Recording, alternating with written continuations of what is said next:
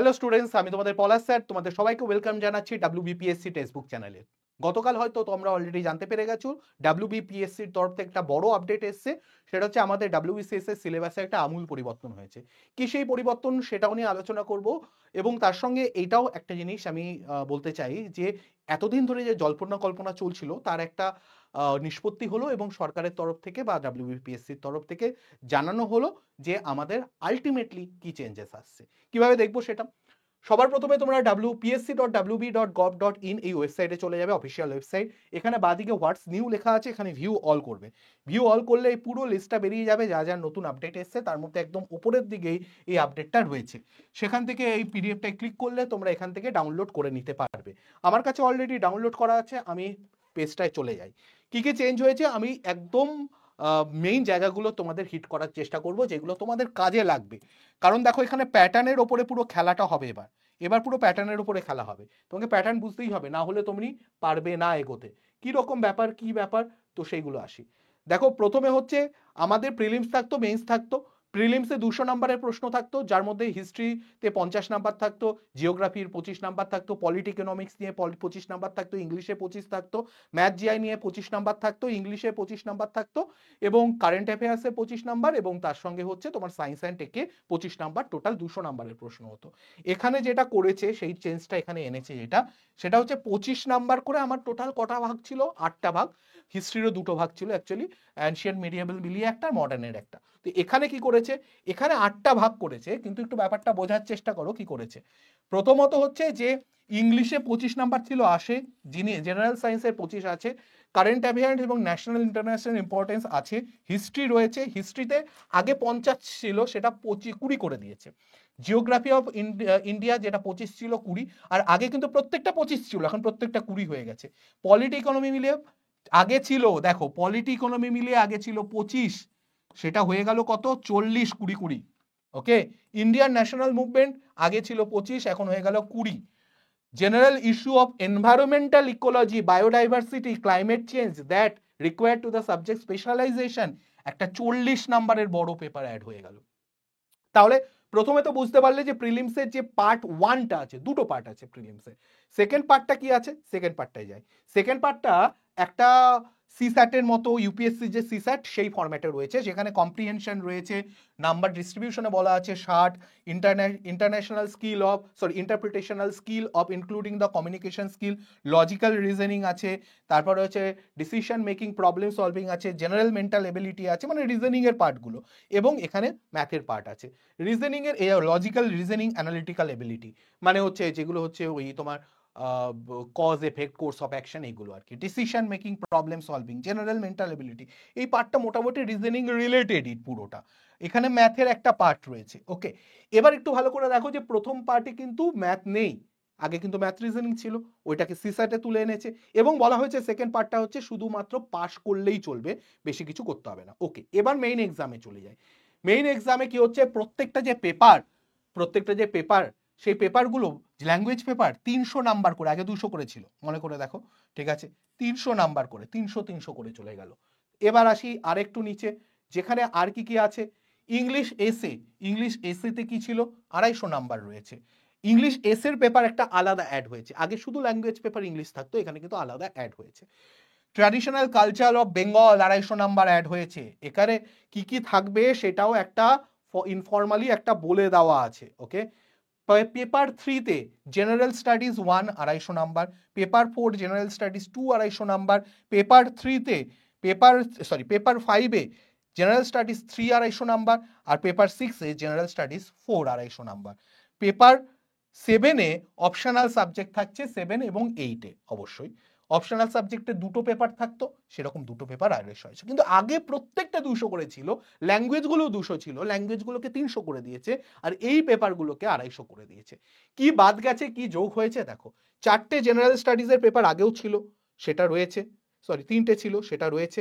আরেকটা এখানে 2-4টে অ্যাড হয়েছে। কি অ্যাড হয়েছে দেখো, ইংলিশ এসে অ্যাড হয়েছে, traditional culture of Bengal add হয়েছে। ম্যাথের পেপার থাকতো, ম্যাথ রিজনিং এর 200 নাম্বারের, নেই আর। মেইনসে ম্যাথ নেই, ভালো করে শুনে নাও। ওকে, অপশনাল সাবজেক্ট চুজ করার জন্য অপশন যেরকম দেওয়া আছে সেরকম রয়েছে। মেইন ব্যাপারটা আমি যেটা বলার সেটা তোমাদের সঙ্গে শেয়ার করলাম, বাকি তো মোটামুটি একই থাকবে। যেরকম ইন্টারভিউয়ের মার্কস এখানে বলা আছে 200, 150, 100 থাকতো। যদি তুমি তিনটেতেই কোয়ালিফাই করবে তাহলে তোমাকে একটাই ইন্টারভিউ দিতে হবে, আগেও তাই দিতে হতো, এখনো তাই দিতে হবে।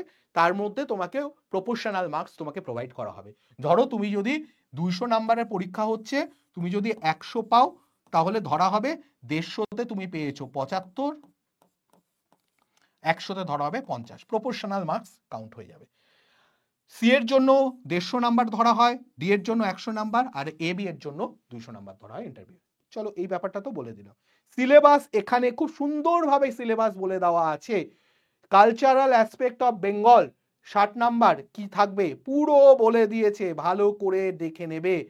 Art and including the folk art and music and Bengal এটাও বলে দেওয়া আছে। লিটারেচার অফ বেঙ্গল, মানে তুমি একটা জিনিস বুঝতে পারছো, এটা পুরো ইউপিএসসি ফরম্যাটে করে দিচ্ছে। মানে তুমি যদি ইউপিএসসি দিতে চাও কতটা অ্যাডেড অ্যাডভান্টেজ হবে, মিনি ইউপিএসসি বলতে পারো। সি স্যাট আছে, তার মধ্যে আর্ট অ্যান্ড কালচার আছে, এগুলো সব কটাকে অ্যাড করেছে। আচ্ছা, আরো একটা ইন্টারেস্টিং জিনিস তোমাদের সঙ্গে আমার মনে হয় শেয়ার করা দরকার। জেনারেল স্টাডিজ 1-এ কি আছে, হিস্ট্রি জিওগ্রাফি, দেখতে থাকো একটা মজার জিনিস পাবে।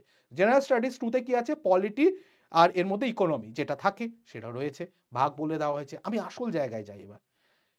জেনারেল স্টাডিজ 3 কি আছে দেখো, Indian society, development, science and technology, Indian society add হয়েছে এর মধ্যে। ওকে, ইন্টারেস্টিং ব্যাপার। আচ্ছা, জেনারেল স্টাডিজ 4-এ কি অ্যাড হয়েছে, এথিক্স, ইন্টিগ্রিটি, অ্যাপটিটিউড। হয়ে গেল ইউপিএসসি ফরম্যাট। ওকে, ইউপিএসসি ফরম্যাটে অ্যাড করছে, মানে which is very much required ছিল।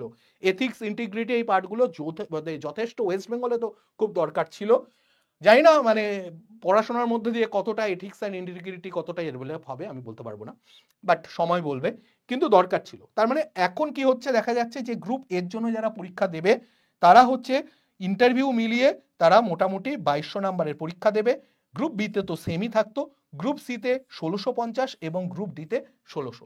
গ্রুপ সি আর ডি এ সেম, অপশনাল দুটো নেই, শুধুমাত্র এখানে 150-এর ইন্টারভিউ, এখানে 100-র ইন্টারভিউ, তার জন্যই পার্থক্যটা হয়ে গেছে।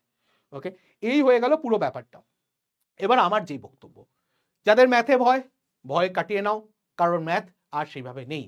35 নাম্বারের প্রিলিমসে পেপার 2-তে আছে, কিন্তু সেটাও শুধুমাত্র কোয়ালিফাইং নেচার বলে দেওয়া আছে। আমি যদি শুরুতে চলে যাই একদম, তাহলে আমি তোমাদের বোঝাতে পারবো।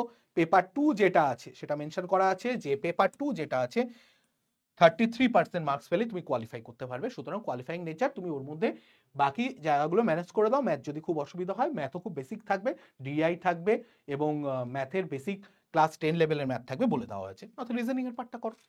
ওকে, এবার প্রশ্ন আরেকটা আছে, এটা হঠাৎ করে এখন দেওয়ার কারণ কি? এখন তো এত ডামাডোল চলছে, কি কারণ? মানে ডামাডোল বলতে আমি বলতে চাইছি পার্টিকুলারলি যে ওবিসি কেস চলছে, এটা কি একটা ইন্ডিকেশন হিসাবে তোমরা দেখতে পারো না যে খুব তাড়াতাড়ি 1-1.5 মাসের মধ্যে সব মিটে যাবে এবং তারপরে পরীক্ষা হবে? একদম নেওয়া যেতে পারে, একদম এটাকে ইন্ডিকেশন হিসাবে নাও যে পরীক্ষা কিন্তু আসতে চলেছে, নয়তো হঠাৎ করে এইভাবে সিলেবাস চেঞ্জ হবে। এবার প্রশ্ন হচ্ছে, স্যার নতুন যে পরীক্ষাটা হবে সেটা কি এই সিলেবাসে হবে? না, নো।